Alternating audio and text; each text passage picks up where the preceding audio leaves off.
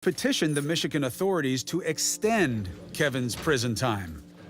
I started calling the Attorney General's office, and it was kind of getting, sorry, there's nothing we can do to help you. Her inner circle was very concerned, especially because Kevin's release date was coming up. She believes 100% he wants to kill her. Yeah, I agree. He has said that. The threat is very high. He's just sort of festering there. That anger is just getting deeper and deeper. If I were in Nicole's shoes, I would assume the worst. Take out whatever means to protect myself and my family that she can. When we come back, I asked my kids, were you guys in the shed for any reason? They both said no. a night of sheer terror.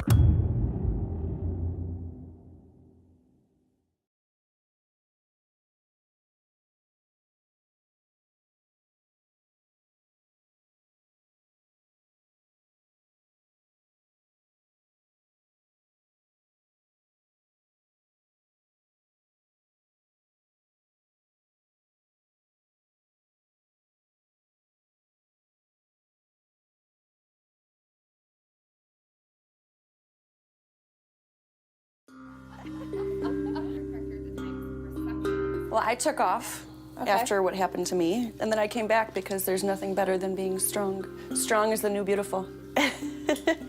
While Nicole Beverly's ex-husband was locked up, she found out she was part of a large, involuntary sisterhood. We were seeing each other for just a few months, and then he tried to take my life.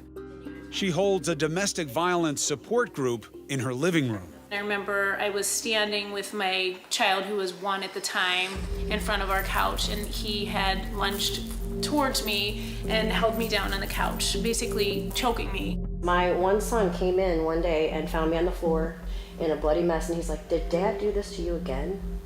And it clicked, it just hit me like, wow, again, yeah. The other night, this question came up, and it bothered me because I couldn't explain it. Why did you stay? I loved my ex-husband deeply. He had a great way of convincing me that, you started it. A lot of women suffer in silence, Yes. especially in Black communities, because we don't like to talk about our business. The straw that finally broke the camel's back was me being pinned against a wall. He was looking me in the eye, and I knew if I didn't leave, he was going to kill me. Women like the ones in this group are considered by police to have a high lethality risk, which means they're very likely to be killed.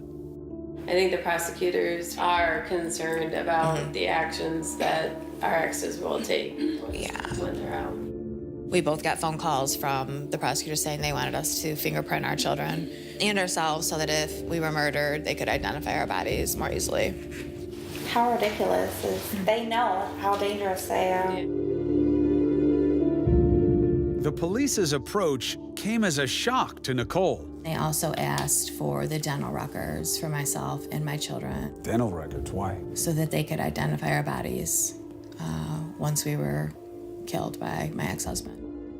And how does that suggestion hit you? Like a humongous punch in the gut. Bone-chilling fear has become a daily fact of life. He has tried to hire multiple people to kill me, multiple people to kill my children in front of me. One night, he's on the inside, but you know that he's trying to get people to help him to hurt you. It was pretty late. I saw the light was on inside the shed. I knew I hadn't been out there, so I asked my kids, were you guys in the shed for any reason? They both said no. But with my situation and the fact that I don't know how many people he's reached to try to kill me, there's no way I'm going out there. So I told the kids, I said, we're just gonna lock the doors and no one's going anywhere. About half hour went by and Carter said, Mom, the light just went out. I called 911. I let them know that my house was flagged because of the history of my ex trying to hire people to kill me. And they said, okay. Total time was 1 hour and 6 minutes before someone finally arrived, which told me that staying here was not a safe option. How long is that 1 hour and 6 minutes when you're sitting with a gun in your hand? wondering if someone's coming in to kill you. Yeah, it felt like forever. By the time police got there, the shed was empty. It took over an hour for you guys to get there. Is that just the reality? That shouldn't be the reality. No, that should not. Commander Marlene Radzik of the Washtenaw County Sheriff's Office says despite the best of intentions, there's only so much they can do. My heart went out to Nicole because she just assumed that her destiny would be he's going to kill me and my kids. And this system just isn't set up to protect someone like her 24/7. I made the decision after the shed situation that I had to leave here and that there was no way I could stay here safely. People always say, oh, just change your identity. Oh, just move, just change your name. It's not that simple. If I change my name, he can still find me by my social security number. If I change my name and my social security number, I lose my education. I lose my job history. So I'm basically starting over with nothing. So what does that mean in your head when you hear that this man wants people to hurt you? Like, what do you do with that? It's just kind of sad because like that person was like my dad, and like just trying to kill his son, that doesn't really like make any sense. He's like family, but I don't know. I don't know either. I mean, how do you explain? Like, how do you make sense out of that situation for you, for your kids? And the best way I think I've explained it, it's that would be the worst way to hurt me. And that would be the biggest way to punish me is by hurting my children, the people that I love the most. A concerned friend started a GoFundMe page for Nicole, quickly raising more than 40 grand in case she has to go on the run. And others offered their help in different ways. Turn up and then down. The reality is, the way you get safe, even after calling law enforcement, is you have to make yourself safe. The only person that makes you safe is you. So the first thing we're gonna start off with are just some basic escapes. Dale Brown is a former Army paratrooper. He's opened what he calls a threat management center in Detroit. What have you learned about the level of criminality and violence that abusers bring to a situation? First of all, abusers are manipulators. They're extremely aggressive and predatory towards people they believe are victims. But remember, most police officers that are killed in domestic violence situations. That's how dangerous it is, this whole situation. The people taking this tactical training session are all domestic violence survivors and their children. There are these ugly statistics about when love becomes death. Why hasn't it gotten it better? Because we're not teaching a different way of behaving. In fact, no one really tells young men that they're not the boss of women. We found a number of private protection organizations like Dale's that have popped up around the country. They are filling a void left by police. We physically help move the women to safety. We physically protect them at their home. Dale heard about Nicole's story and volunteered to assist with her escape when Kevin gets let out of prison. Just because he's been locked up doesn't mean he's a different guy. In fact, they may be even more angry. By the time we met Nicole, Kevin Beverly's maximum sentence of 5 years was almost up. She was desperate, ready to pack up and run. Yeah, so less than a week, he would be free man. I start planning, well, where can we move? Where are we gonna go? What are we gonna do? But in the background, I'm still not giving up. She kept seeking help from authorities to extend his incarceration. Finally, the case got the attention of the local media. My community rallied hugely in terms of reaching out, writing letters, emails, calling, and I finally got a response. Michigan's Attorney General decided to bring new charges of extortion, witness intimidation, and retaliation against Kevin for his threats. Paul Tylenda, Kevin's lawyer, says the AG bowed to public pressure and that the new charges are unfair. If I were to tell you that your father, convicted of a crime years ago, did his time, is ready to get out, and now they're going to go back and call that same crime something else and sentence him to more prison time for the same offense, this does not sound like American justice. But now 3 judges in 3 counties will have to determine whether there's enough evidence for these new charges to stick. People of the state of Michigan versus Kevin Lynn Beverly, case number Nicole hasn't seen Kevin face to face in 5 years. Your Honor, this time we call Nicole Beverly. I have to remind myself that people are there to protect me from him. I still have that fear. You know, is he going to try to get to me? Is something going to happen? The specific words he used was, "I will hunt you down and I will kill you." Kevin's attorney asks the court to let his client face the new charges from outside prison, since within a week, he'd have served out his 5-year sentence. He's not a flight risk. He's not a danger. He is, I almost hate to admit this, Your Honor, but the prison system worked. He's been emasculated and quieted by the process. The prosecutor fought back. When you look at his prison calls, he's still talking about how he hates her, how last year he's trying to solicit somebody to murder her. He's a major danger to this community. Thailenda sees the new charges as a Band-Aid for a much bigger issue. This is a situation where the ends justify the means. And the end is to keep Mr. Beverly incarcerated so they can keep Nicole and the kids happy until the kids are able to move out. But it doesn't solve the real reason why we're here. We don't have a law that protects victims from their offenders once they've served their prison time. So, who will prevail, Kevin or Nicole? Find out when we come back.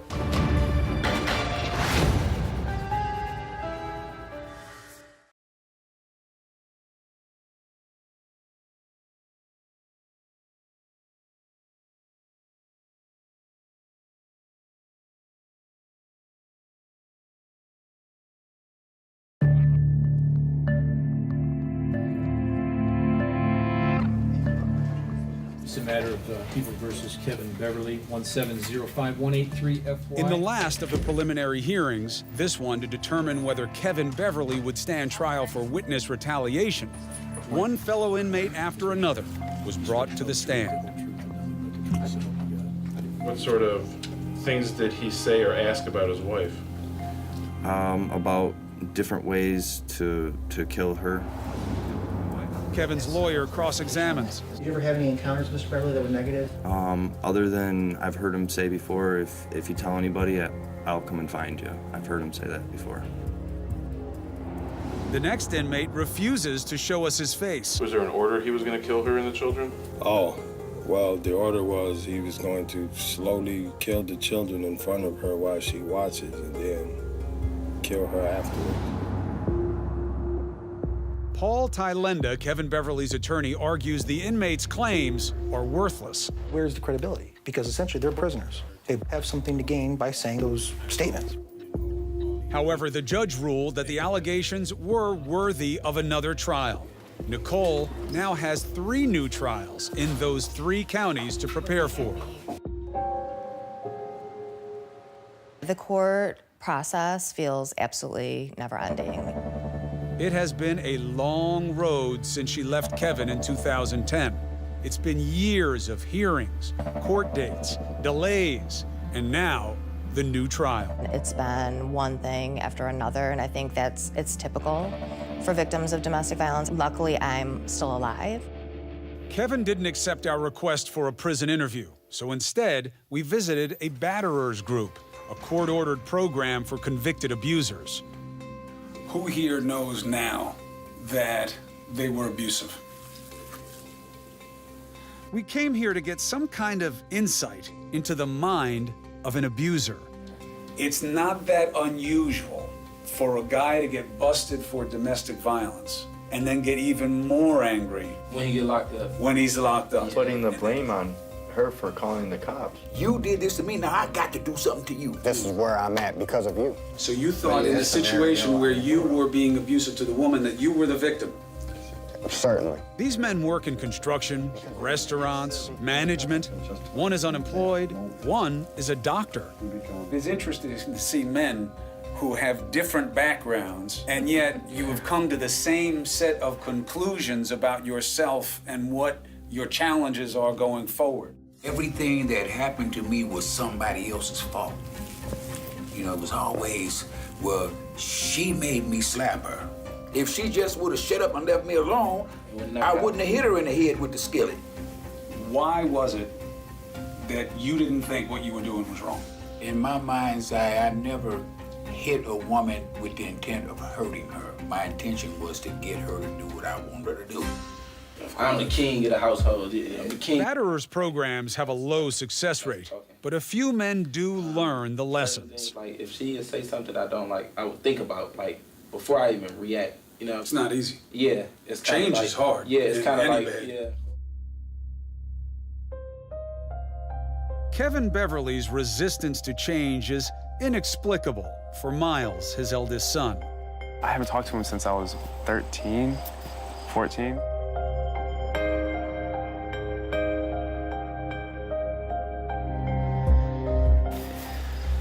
I'm just surprised like he hasn't just gotten over it by now, that he's still this angry. Most people, when they go to prison, they either find God or, I don't know, find peace with what they've done, but I guess not him. Miles is at Delaware State University on a football scholarship, an athlete just like his dad. But his hero is his mom. My mom has been really strong. She's been going through this since I was in like 5th grade. She always seemed to act like nothing was wrong. Just keep me and my brother happy. Try to give us everything like that we had before, I guess. I try not to think about my dad too much.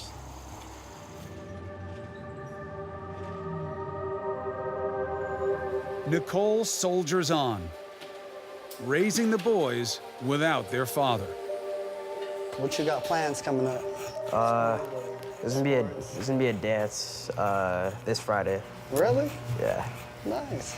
He's missed out on some amazing years with his kids and how amazing they've turned out to be.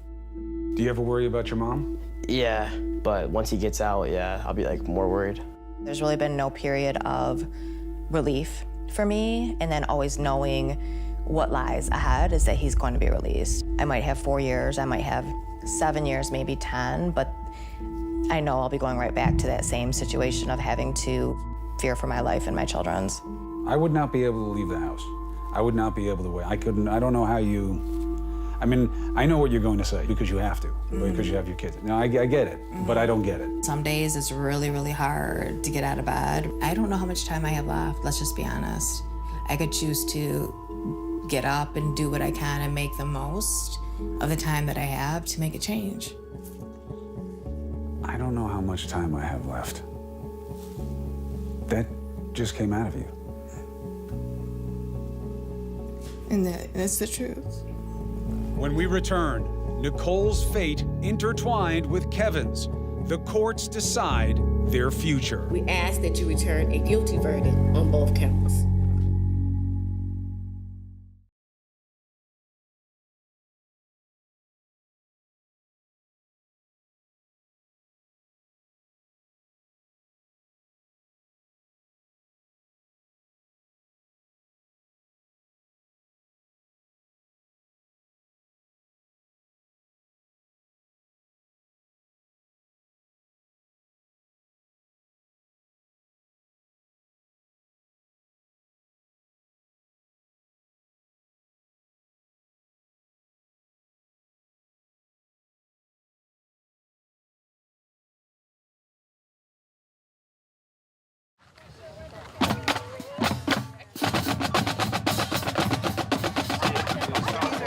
Nicole Beverly has become an activist, using her story as a cautionary tale.